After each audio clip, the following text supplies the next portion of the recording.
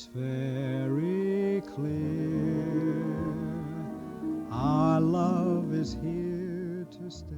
So I remember when I was a freshman in college, in the theater department, I didn't audition for any shows my freshman year. I wanted to, kind of get used to the department, have them get used to me and everything before I started going out for stuff.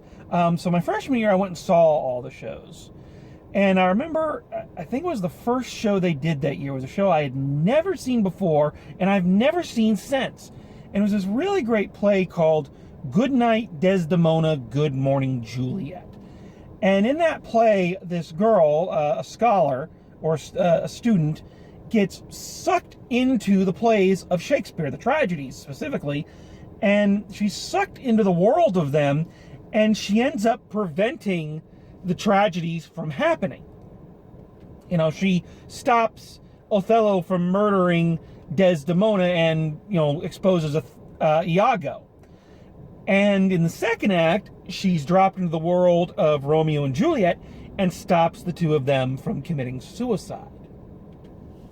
Now, where the comedy comes in this situation is if you stop Romeo and Juliet from killing themselves and give the play a happy ending, what then happens after the happy ending?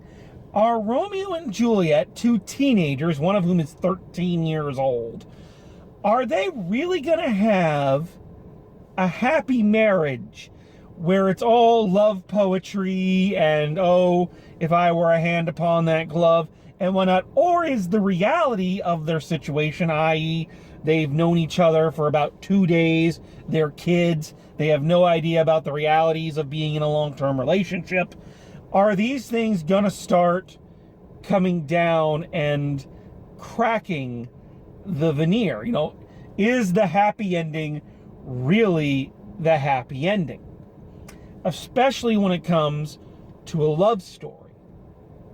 Okay? Have you ever seen a movie, be it a romantic comedy or not, where the couple gets together and you end up going, ugh, I wonder if they're gonna make it? And I remember certain movie series, Die Hard, Jurassic Park, where people have been mad that the couples presented in the first film didn't actually make it. I know people who one of the things they are the maddest about in Jurassic Park 3, and please, of all the things to be mad about in that movie, they're mad that Alan and Ellie didn't end up together. It's like, they weren't gonna end up together anyway. But it's always interesting to think about what happens after the credits, what happens after, Happily Ever After, when, as today's movie brings up, what happens when the honeymoon is over and the marriage begins. And the movie I'm speaking of is 1995's Forget Paris, starring Billy Crystal and Deborah Ringer. Should also mention, produced by Billy Crystal, directed by Billy Crystal. He was one of the writers. So this is, from top to bottom, a Billy Crystal joint. And I like that. I like when, you get kind of one unifying viewpoint, especially when it's a viewpoint as interesting as Billy Crystal's. He's not an underrated performer, because everybody knows Billy Crystal's hysterical. But I think in terms of his directing and his writing, I don't think people give him as much credit, probably because he hasn't done as much. But I think this is one of those examples of what happens when you give a director and a writer and a very fertile mind control over an entire project, and what that one unifying voice ends up looking like. Billy Crystal had already, in my opinion, is already the king of the romantic comedy. He was in, the single greatest romantic comedy of all time, When Harry Met Sally, and everything else is just vying for second place as far as I'm concerned. But his take on romantic comedies have always been that there's more to the story than just the meet cute, the complication at the end, and then, oh, we get together. Even though he didn't write or direct Harry Met Sally, that concept of these two people had a long-term friendship with its own peaks and valleys before ever realizing they were in love was one of the most unique takes on the concept that ever came along. And now you have this one, which is, again, telling us the story of what happens after the romantic comedy is over. So let's back up a little bit and let's talk a little bit about the story. So if you've never heard of this one, Billy Crystal plays Mickey. He's a basketball referee for the NBA, clearly. And his father dies, and his father wanted to be buried in Paris.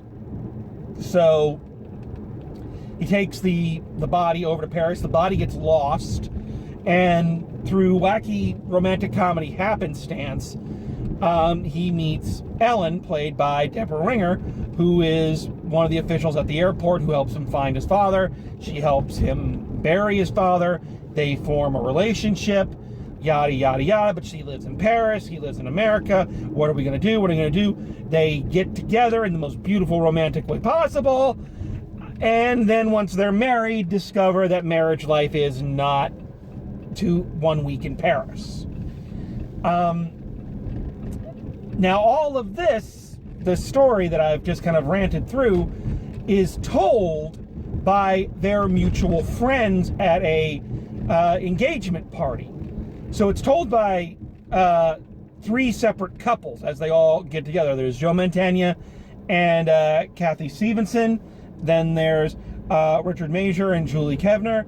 And then there's John Spencer and Kathy Moriarty making her 3rd appearance on Forgotten Gems. She's a forgotten gem herself. I think she's an incredibly talented actor we haven't given enough credit for.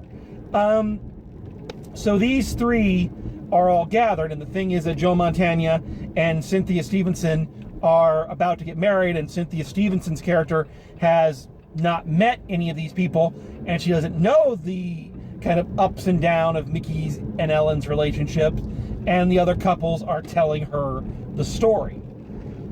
So right away, just from that little description, there's a lot to pick over here that I think makes this film stand out. So first of all, as I said, I love that this movie starts, well, it doesn't start where other romantic comedies end, but it continues the story on. It's a very clear 3-act structure as each one of the couples comes in and tells their version of the story or the next part of the story. And the first part is the romantic part. You could have made, and many people have, an entire movie out of just that first act of him going to Paris, meeting her, them falling in love, but him having to go back for his job and, but not being able to get her off his mind. He comes back, they're in love, turns out she's married. Oh no, the all is lost moment, but oh, she chooses him, yay, love. A lot of films, that would be the entire movie. But this movie, that's just the first chunk, and the rest of it is going, yeah, but. And what I like about that is that in a lot of other instances where someone has tried a concept like this, the Goodnight Desdemona, Good Morning Juliet being a prime example, the yeah, but is always framed in this negative context. Oh, these people suck.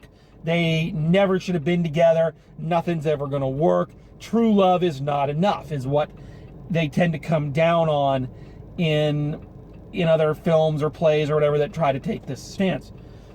Or the concept of love at first sight doesn't exist. This film doesn't come down on that side. This film does not say love at first sight doesn't exist, or love sucks, or these people don't belong together. This movie makes the freedom isn't free arguments. And what I mean by that is it comes down very hard on the fact that, no, these two people do love each other, and they love each other very much. But life doesn't just go, yay, love, and then everything is sunshine and roses. It is a task. It is work. You have to communicate with your partner. You need to give and take with them. You can't just live your life the way you lived it before and expect this other person just to neatly fit into it and go along with everything you want to do and never give them anything in response. And the movie is very even-handed. Again, in a lot of situations like this, a lesser film would come down very hard on the one person is always right and one person is always wrong. There is a great scene kind of in the middle of the stories where Cynthia Stevenson's character thinks that Deborah Winger's character, it was completely right in the story and Billy Crystal was completely wrong, and gets mad when Joe Mantegna defends Billy Crystal. So she and Julie Kevner have a scene in the bathroom where she says, well, you think Mickey was wrong and Ellen was right, don't you? And she says, yeah, but also Ellen was right and Ellen was wrong and Mickey was right. It's not afraid to say it's an even field in both, the good and the bad. No one person is the villain and no one person is the victim. And that what you have to learn is you got to learn to find that middle ground, the compromise, which is a unique take for a romantic comedy. And make no mistake, it is a comedy. It is Billy Crystal at his Billy Crystaliest. And damn, this movie has everything. It's got some great quips, some really great, like Billy Crystal kind of sarcasm, boom, boom, boom, boom kind of thing. It also has the big laugh out loud moments. There are at least 2 laugh out loud, I get lightheaded, laughing so hard at these moments that happen in this movie. And they happen every time I've seen it. There's a scene where, he's towards the beginning of Act 1 where he's missing her and he's lonely and he's just bubbling over. And during a basketball game, Kareem Abdul-Jabbar's farewell game, he just starts blowing whistles on everybody for no reason. He's throwing everybody out of the game. And Joe Mantegna is doing the narration. He's he threw out both starting teams, Kareem's parents, and the guy who puts the cheese on the nachos. And oh God, I lose it at that point.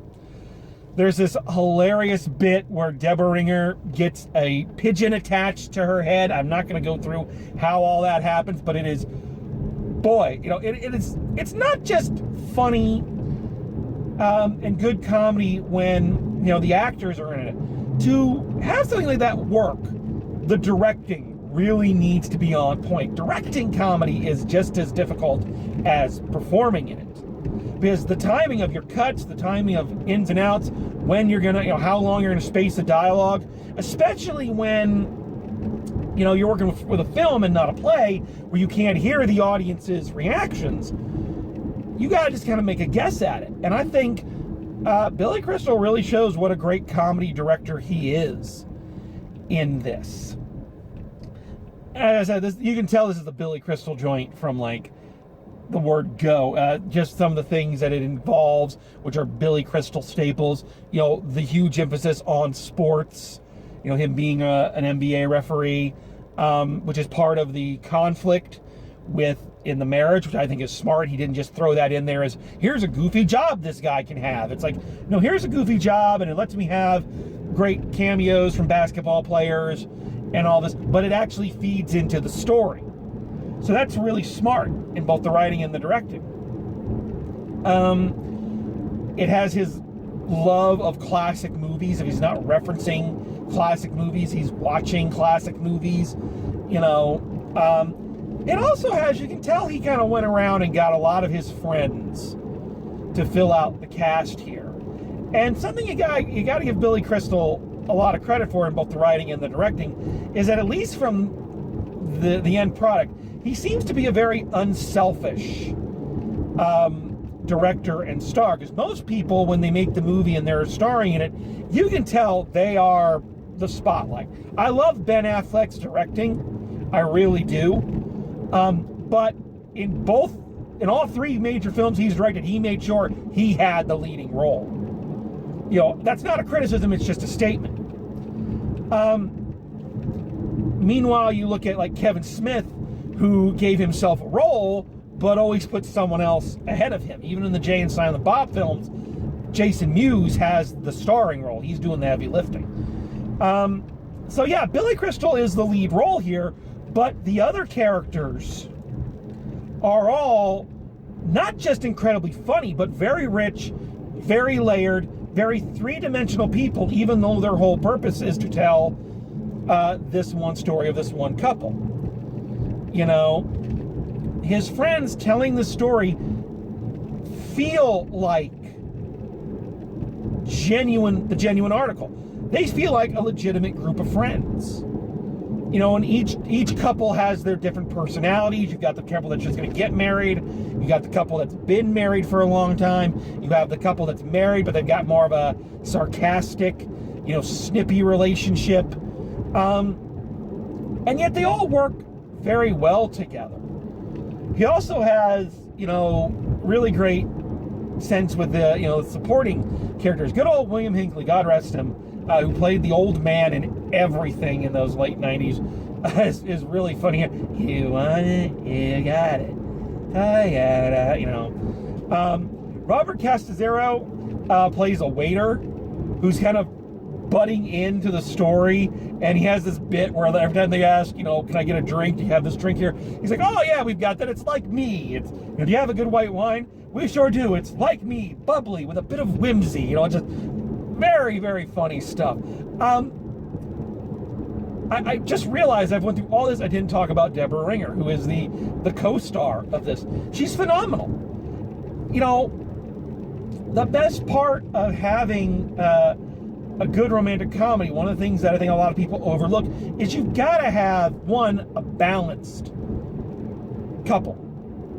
Even if one person is the point of view character, you've got to have a couple that work well together and have equal parts of the story. While You Were Sleeping may have been Sandra Bullock's story, but Bill Pullman had character development, he had stakes, there were things that he needed and wanted, he had an arc, and those two characters played off each other. Harry Met Sally, the same way. And here he and Deborah Ringer are co-stars. It's not a Billy Crystal film. It's their movie.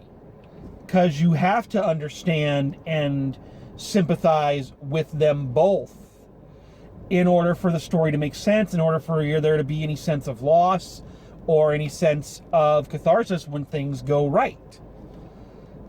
And I think a lot of movies, they don't take that balance into consideration. So you not only need balance in the script, you need balance in the performances and characters and actors who complement each other, and she really does. She has great comic timing. She balances him really well. They both do the serious scenes really strong. So yeah, it's just a really well put together cast. I've also got to say that there's something like a Simpsons reunion here. I don't know if that was on purpose or it's kind of the way it worked. Because Julie Kev here, Marge is one of the friends telling the story. Don Castellaneta has a guest spot in this. Joe Mantegna, of course, who plays Fat Tony. So like a weird, thing with the Simpsons here. You also got to love Billy Crystal's choice in music for this. The music in this movie is just, it's just perfect. It's classic Hollywood. It's, classic crooners, that kind of stuff. So yeah, really funny and really, really warm and really natural, which are three things that are very difficult to balance. Is this movie perfect? No, it's not. And where its major flaw comes in is also in one of the major elements of the story, because the story being, and they say it right out, like maybe the movie could have used more subtext, but it has some really great lines in there. It has the line about, the honeymoon is over, the marriage begins. It has, Billy Crystal saying a line of it, I'm just not used to someone else having a say over my life, an opinion that I have to listen to.